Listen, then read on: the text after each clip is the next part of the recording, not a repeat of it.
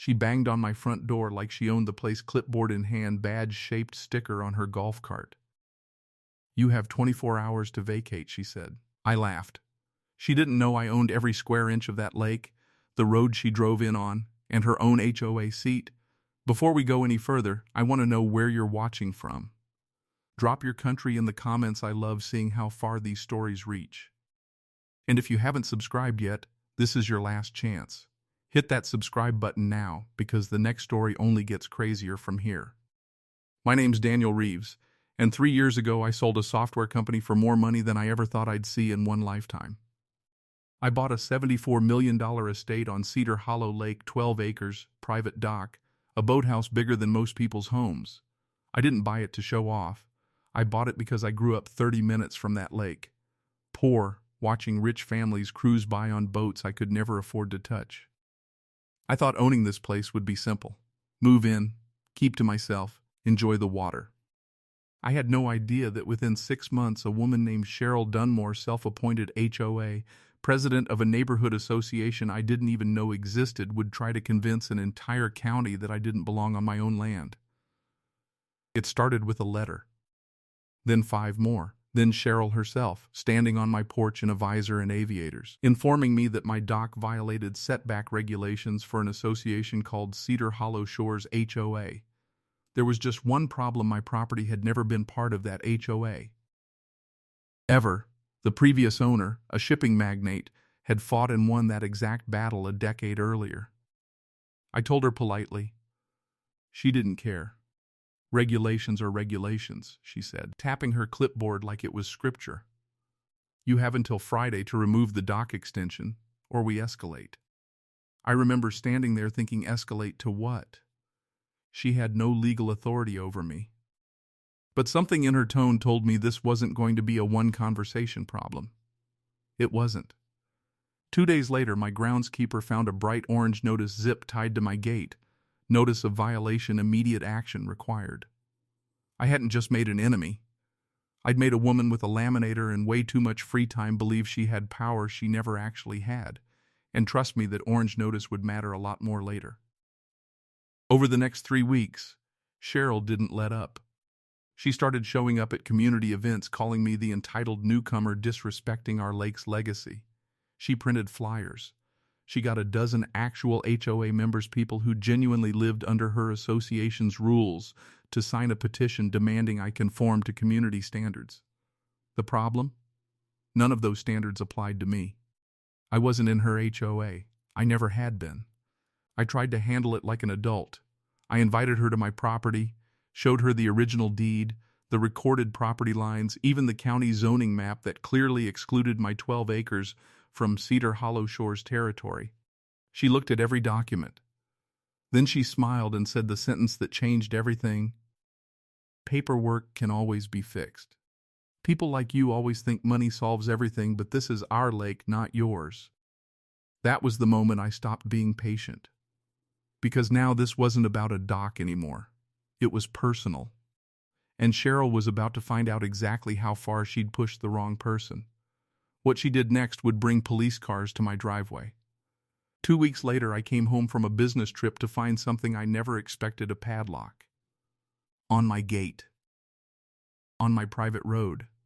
Taped to it, an official eviction notice, claiming I was 90 days delinquent on HOA dues I never owed, to an association I was never part of, threatening to auction my home at a lien sale. I stood in my own driveway, unable to get into my own $74 million estate, staring at a padlock some woman with a laminator had put there like she was the county sheriff. I called my lawyer. He called it borderline criminal trespassing, unlawful lien filing, possibly extortion. I called the actual sheriff's department instead. Within 40 minutes, 2 patrol cars rolled up. And guess who else showed up? Uninvited, clipboard in hand, ready to explain the community bylaws to law enforcement? Cheryl. She marched toward the deputies with the same confidence she'd shown me for a month straight, completely unaware that this time there'd be no dodging accountability.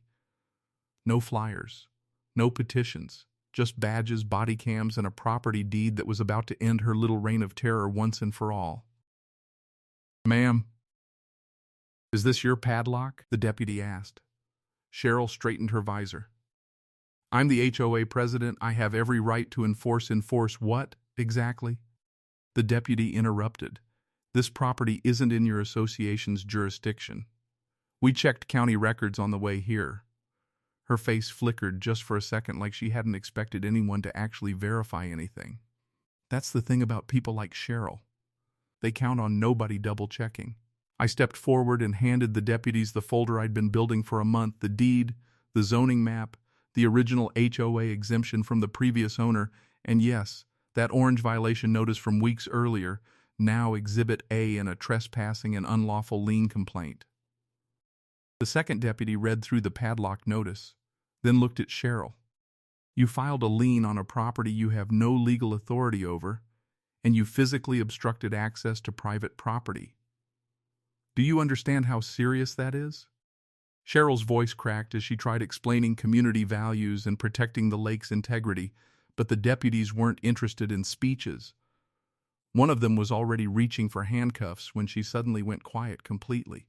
Uncharacteristically quiet, realizing for the first time that her clipboard held no power here. Because at the end of the day, a laminated notice doesn't beat a legal deed. And confidence isn't the same as authority. That's when it fully unraveled.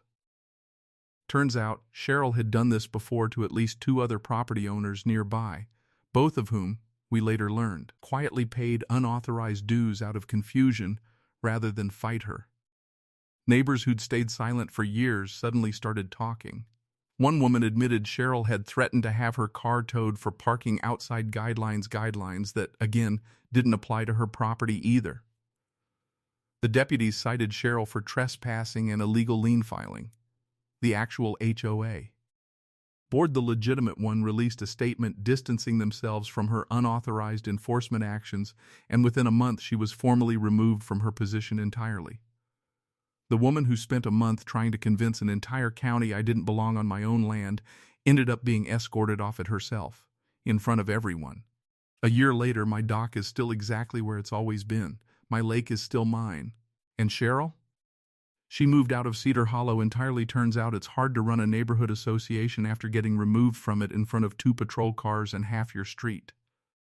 Sometimes people mistake kindness for weakness. They think if you're calm, polite, and patient, you'll just roll over. But I learned something that summer. The quietest person in the room is often the one with the deed, the documentation, and the receipts. Cheryl wanted to fight over a dock.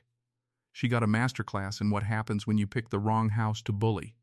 If you thought this Karen was bad, wait until you hear about the neighbor who tried to steal my private beach next door. That story is even wilder. Subscribe now so you don't miss it. Drop a comment with your country, and I'll see you in the next one.